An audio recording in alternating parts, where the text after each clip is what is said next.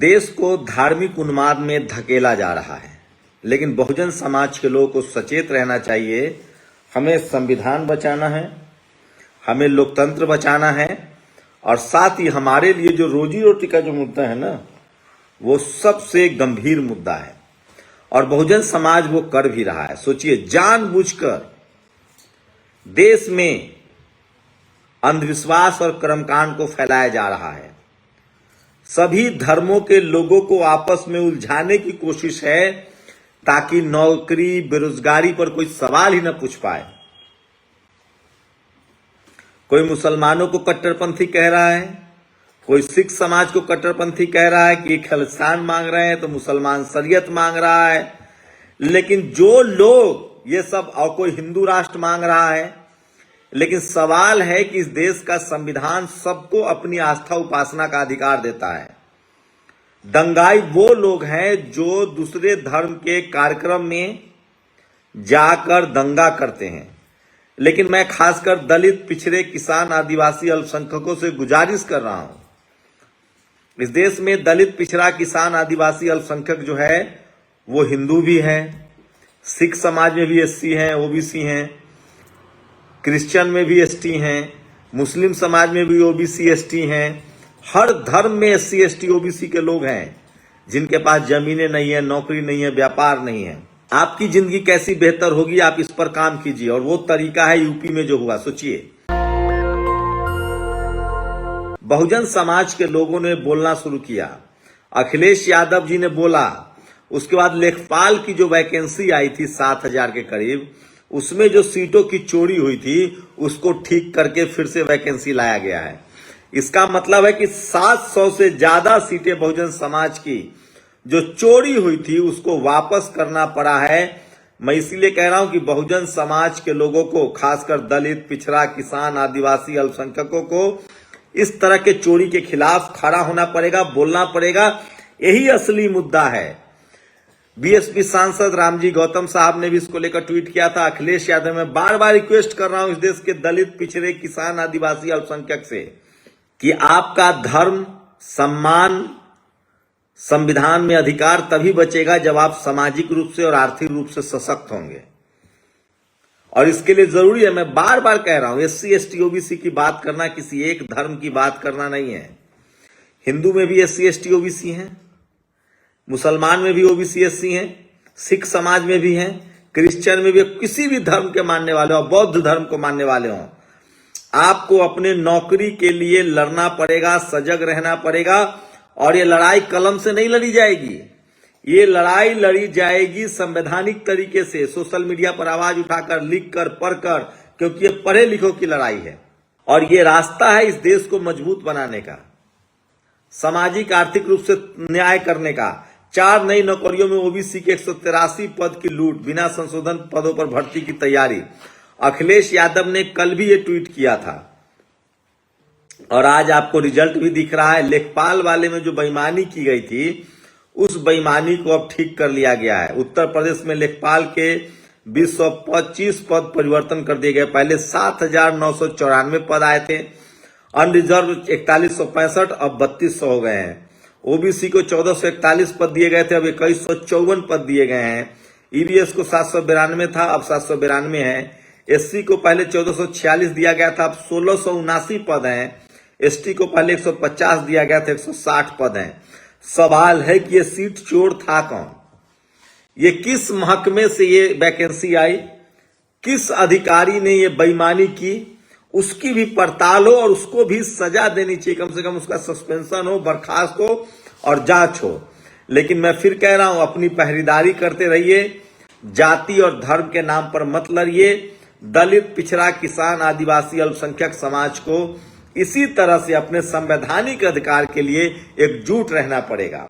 और मैं तो थैंक यू कहूंगा बजरंगी प्रजापति जी को, AK स्टालिन को, पवन जी को, तमाम सपा के कार्यकर्ता। बस इस बार एकजुटता दिखी। सोचिए ताकत क्यों मिली, क्यों बीजेपी की सरकार को यह फैसला वापस लेना पड़ा।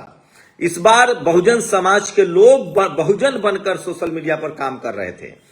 सपा के कार्यकर्ता हों, बसपा के कार्यकर्ता हों ये सब लिख रहे थे, यहां तक कि अनुप्रिया पटेल के समर्थक हो, राजभर के समर्थक हो, चाहे निषाद जी के समर्थक हो, सारे पार्टियों के जो SC ST OBC के लोग हैं वो लगातार इस बेईमानी के खिलाफ लिख रहे थे। और यही मुझे लगता है, मैं बार बार कह रहा हूं, एक समय आएगा जब बहुजन समाज के लोग जैसे जैसे शिक्षित होंगे, पढ़ते लिखते जाएंगे, वो अपने संवैधानिक अधिकारों के लिए सचेत होते जाएंगे। और ये देखा इस आंदोलन में, मिशन मूवमेंट, सोचिए आपके लिखने में कितनी ताकत है, सोशल मीडिया में कितनी ताकत है।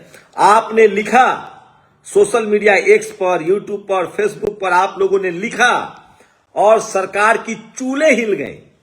कहीं कोई धरना प्रदर्शन भी नहीं करना पड़ा करने। मैं फिर कह रहा हूं, समय बदल गया है, युग बदल गया है। अगर बहुजन समाज के लोगों ने इस मोबाइल को अपना हथियार बनाया और संवैधानिक दायरे में रहकर संवैधानिक तरीके से आपको अपने अधिकार बचाने होंगे। मैं बार बार कह रहा हूं, अब समय सोशल मीडिया का है। एक्स पर आप अपनी बात लिखिए, उसको सरकार को समझ में आ जाती है। मुख्यमंत्री एक्स पर हैं, सारे केंद्रीय मंत्री एक्स पर हैं, सारे नेता अभिनेता एक्स पर हैं। आपको जमाना बदल गया है। अब धरना प्रदर्शन से ज्यादा जरूरी है कि जिस मुद्दे पर 10 करोड़ लोग ट्वीट कर देंगे, सरकार की चूल हिल जाएगी। बहुजन समाज के लोगों से गुजारिश है कि आप उन तमाम चैनलों को देखिए जो आपके संवैधानिक अधिकार की बात करते हैं। और ये लड़ाई सिर्फ अभी शुरू हुई है, सिर्फ लेखपाल का मुद्दा नहीं है, ये लंबी लड़ाई है। बहुजन समाज के लोगों को जागरूक होना पड़ेगा। मैं फिर कह रहा हूं, ये बड़ी लड़ाई है, आपको लड़नी पड़ेगी। ये 1400 नौकरियां जो बढ़ी है, 1400 बहुजन परिवारों की जिंदगी शुरू होगी। सोचिए, सांसद विधायक की संख्या सीमित है, 403 विधायक हैं, लेकिन 1400 लेखपाल नए बन जाएंगे SC ST OBC के। जनरल में भी क्वालिफाई कीजिए। तो बहुजन समाज के लोगों को पढ़ाई लिखाई, स्कूल, अस्पताल, दवाई के लिए लड़ना पड़ेगा। एट्रोसिटी के खिलाफ भी इसी तरह से संवैधानिक तरीके से आवाज उठानी पड़ेगी। और मैं बहुजन समाज के नेताओं से गुजारिश करता हूं कि आप लोग कम से कम ट्वीट तो कीजिए, एक्स पर तो लिखिए। आपके सामाजिक अधिकारों की जब चोरी हो रही है, जब SC ST OBC के सामाजिक अधिकारों की चोरी होगी, आप इस पर भी नहीं बोलिएगा तो आपका समाज नहीं बचेगा, तो कल आपकी राजनीति भी नहीं बचेगी। कल आज आपसे गठबंधन इसलिए क्योंकि आपका समाज जागरूक है। कल आपका समाज जागरूक नहीं रहेगा, सब अशिक्षित होते चले जाएंगे, लाचार बेबस होते चले जाएंगे। मैं किसी बहुजन नेता का दुश्मन नहीं हूं, मैं किसी दल का दुश्मन नहीं हूं, किसी दल का नेता। मैं इस देश में संविधान को चाहता हूं कि संवैधानिक मैं पत्रकार हूं, मेरा काम है सही को सही और गलत को गलत कहना। सही का मेरा पैरामीटर संविधान है, बाबा साहब का लिखित संविधान, जिस देश का जो संविधान है उसके हिसाब से जो गलत है वो गलत है, जो सही है वो सही है। मेरे लिए सबसे पहले संविधान, ये देश, यही मेरे लिए राष्ट्रवाद है। इस देश का संविधान, इस देश की मिट्टी, इस देश की सेना और इस देश के नागरिक, इन सब के अधिकारों के खिलाफ जैसे ही कोई बात होगी मैं बोलूंगा। मैं फिर कह रहा हूं, अपने ही मुल्क में अपने ही लोगों के साथ जाति के नाम पर भेदभाव, धर्म के नाम पर भेदभाव, लिंग के आधार पर भेदभाव, क्षेत्र के आधार पर भेदभाव, भाषा के आधार पर भेदभाव, राज्य के आधार पर भेदभाव, ये सब देश को कमजोर करता है। मैं बार बार कह रहा हूं कि ये सबसे बड़ी जीत है बहुजन समाज के लिए। और मैं बहुजन समाज के लोगों से अपील कर रहा हूं कि आप इसी तरह से, और वो तमाम सोशल मीडिया पर जो लोग लिख रहे हैं अपना पैसा खर्च करके, ये आपका संवैधानिक अधिकार है, आप एक बड़ी लड़ाई का हिस्सा हैं। और अब तक जो बहुजन समाज के साथ जातिवाद की वजह से जो सीटों की, नौकरियों की, रोजगार की चोरी हो रही है, इन सब पर ब्रेक लगना चाहिए और सरकार को लगानी पड़ेगी ब्रेक। बहुजन समाज के लोगों को लिखते पढ़ते रहना पड़ेगा। और सोचिए, 707 पद के लूट लिए थे और इसके बाद तमाम बहुजन समाज के लोग जो सोशल मीडिया पर जिन्होंने लिखा है, पढ़ा है, उनको इसका क्रेडिट दीजिए। प्रवीण कुमार लो हो गया जारी यूपी लेखपाल भर्ती का संशोधित विज्ञापन। तो प्रवीण कुमार, तमाम बहुजन समाज के लोग लगातार इसको लेकर लिख रहे थे, पढ़ रहे थे, बोल रहे थे। और ये जो खबर है बहुजन समाज के लिहाज से बड़ी खबर है। और मैं इसलिए कह रहा हूं कि सोशल मीडिया ही सच्चा मीडिया है, सोशल मीडिया ही बहुजन मीडिया है। तो किसी भी तरह के आप धार्मिक हिंसा, जातीय हिंसा से अलग होइए। आपका भला, समाज का भला, देश का भला तभी होगा जब हम संवैधानिक दायरे में रहकर स्कूल, अस्पताल, पढ़ाई लिखाई की बात करेंगे। तो ये सारी खबरें जो हैं बड़ी खबरें हैं जो सोशल मीडिया पर वायरल है। और आज की सबसे बड़ी खबर है बहुजन समाज के उन तमाम एक्टिविस्टों की, पत्रकारों की, नेताओं की जीत है। यूपी में जिस तरह से लेखपाल के पद की चोरी हुई थी, मैं बार बार कह रहा हूं, जो भी छात्र हैं जो नेशनल दस्तक को देख रहे हैं, अगर आप भी किसी वैकेंसी की तैयारी कर रहे हैं और आपको भी लगे कि कोई सीट चोरी हो रही है, आपकी वैकेंसी में कुछ गड़बड़ी है, तो उसको एक्स पर आके ट्वीट कीजिए। हमें शेयर भी कर सकते हैं, टैग भी कर सकते हैं। यह बहुत जरूरी है संवैधानिक अधिकार को बचाने के लिए। तो आप सब लोगों को इस बड़ी जीत की बधाई, और नजर बनाए रखिए, गिद्ध वाली नजर बनाए रखिए, क्योंकि सत्ता में चपरासी से लेकर चीफ जस्टिस तक जातिवादी, मनुवादी सोच के लोग बैठे हैं, जो अपने ही देश के लोगों के साथ भेदभाव करते हैं। कभी धर्म के नाम पर, कभी जाति के नाम पर, कभी क्षेत्र के नाम पर, कभी शहर के नाम पर, कभी राज्य के नाम पर, कभी भाषा के नाम पर। और ऐसे लोग जो भेदभाव करते हैं वो देश को कमजोर बना रहे हैं, इंसानियत के दुश्मन हैं, और वो राष्ट्रवादी तो नहीं हो सकते हैं।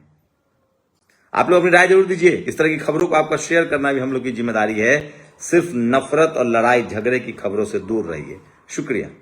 दस्तक की आपसे गुजारिश है कि अगर इसको बचाना चाहते हैं तो नेशनल दस्तक को सब्सक्राइब करने के लिए रेड कलर के सब्सक्राइब बटन को दबाएं, फिर बेल आइकन की घंटी दबाएं। नेशनल दस्तक को बचाने के लिए बहुत जरूरी है कि हर खबर को शेयर करें, लाइक करें, कमेंट जरूर करें।